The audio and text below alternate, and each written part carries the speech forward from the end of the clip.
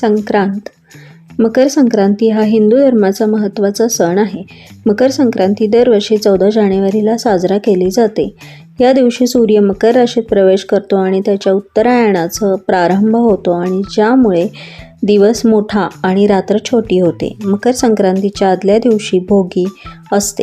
त्या दिवशी तीळ लावून बाजरीची भाकरी आणि विविध भाज्यांची मिक्स भाजी केली जाते. या दिवशी लहान मुले पतंग उडवतात. या दिवशी दानधर्म करतात. विशेषतः तांदूळ, गहू, गूळ, तीळ आणि कपडे दान केले जातात. संक्रांती दिवशी स्त्रिया एकमेकींना घरी बोलवून हळदी कुंकू आणि संक्रांतीचे वाण व भेटवस्तू देतात. या दिवशी काळ्या रंगाचे वस्त्र घातले जाते कारण काळा रंग उष्णता शोषून घेतो. हा सण दक्षिण भारतात पोंगल व पंजाब हरियाणा राज्यात लोहरी या नावाने ओळखला जातो. या दिवशी एकमेकांना तिळगुळ देऊन तिळगुळ घ्या, गोड गोड बोला असे म्हटले जाते.